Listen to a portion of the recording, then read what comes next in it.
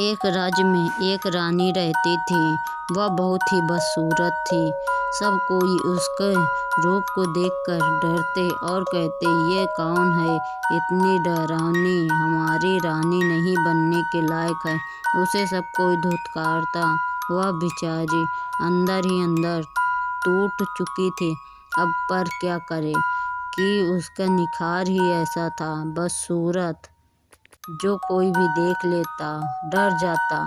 लेकिन वह सोचती थी कि कहीं दूर से कोई न कोई तो आएगा, मेरी बदसूरती का राज मुझे बताएगा कि मैं इतनी बदसूरत कैसे हूँ। आइए जानते हैं अब यह इतनी बदसूरत क्यों है। कुछ समय पहले की बात है, जब इसके पिताजी एक शादी के लिए एक जगह रानी देखने गए थे। वहाँ एक रानी बदसूरत थी और उसे देखकर इन्होंने कहा था कि तुम इतनी बदसूरत हो कि मैं तुमसे विवाह नहीं कर सकता। मैं कितना सुंदर हूँ और तुम कितनी बदसूरत, अपने रूप को कभी देखा है जो मुझसे विवाह करने चली हो। वह अपना अपमान सहन न कर सकी और उसने अपने प्राण त्याग दिए। छुरी से अपना गला काट लिया और अपने प्राण वहीं त्याग दिए और कह कर गई कि तुम्हारी पुत्री भी तुम्हें इसी तरह बदसूरत होगी। जब मैं फिर देखती हूँ तुम अपने पुत्री को कैसे अपने पास रखते हो, तुम्हारी पुत्री भी मेरी तरह बदसूरत होगी। उसे भी कोई पसंद नहीं करेगा। जैसे तुमने मेरी बेइज्जती की है, हर कोई उसे भी धुतकारेगा। यही वजह है रानी की बदसूरती की। अब रानी की बदसूरती इतनी बढ़ चुकी थी कि कोई भी उसे देखना नहीं चाहता था और वह अंदर ही अंदर टूट चुकी थी। और वह अपने आंगन में खड़ी होकर यही सोच रही थी कि अब मैं कभी ठीक नहीं हो सकती। तभी वहीं से परियां गुजर रही थी। पांचों परियां अपने धुन में मगन थी और गाना गाते हुए झूम रही थी। वहां से गुजरते हुए उन्होंने देखा कि वह लड़की इतनी उदास बैठी है और इसकी उदासी क्या है, बेचारी कितनी उदास है। परियों को गोरे काले से फर्क नहीं पड़ता, बस उसका मन अच्छा होना चाहिए। परियों का ये काम है कि वह सबकी सहायता करें। और उन परियों ने देखा कि वह इतनी उदास बैठी है, इसकी वजह क्या है। वह तो इतनी खूबसूरत है, फिर भी इतना उदास क्यों रहती है।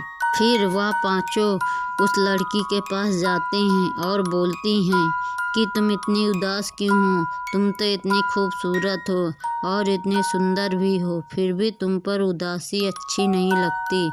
फिर लड़की बोलती है कि आज की दुनिया में तन की खूबसूरती मायने रखती है, मन का खूबसूरत होना नहीं। तभी परियां सोचने लगती हैं कि यह क्या कह रही है। तभी फिर परी एक बोलती है कि तुम उदास इतनी क्यों हो। तो लड़की बोलती है, मेरे रूप से हर कोई घृणा करता है, मैं क्या करूं। मेरा रूप ऐसा है कि कोई भी मुझे राज में देखना नहीं चाहता, पसंद तो दूर की बात है। अब मैं अपने रूप का क्या करूं। मेरा यह रूप तो बचपन से है, अब मैं इसको क्या कर सकती हूँ कि इतनी मैं कुरूप हूँ।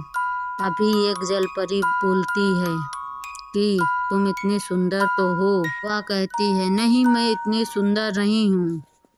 तब परी बोलती हैं कि तुम टेंशन मत लो, मैं तुम्हारे इस सुंदर रूप को और भी सुंदर कर दूंगी।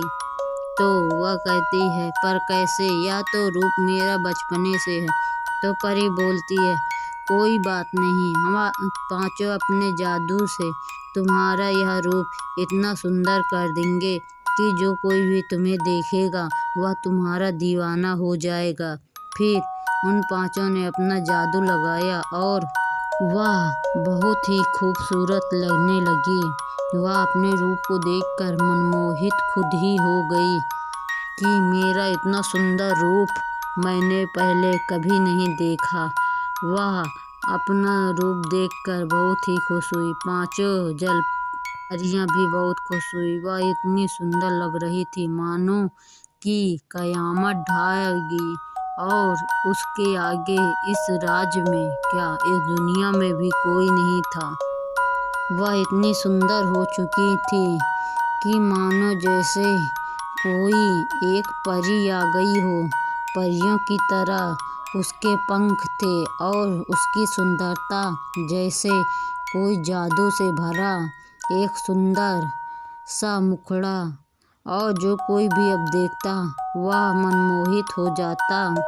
फिर अब उसके पिताजी भी देखकर उसे बहुत ही खुश होते हैं और कहते हैं यह चमत्कार कैसे हुआ। तो बोलती है कि कुछ जल परियों ने मुझे इतना सुंदर बना दिया है। तो वह कहती है अच्छा।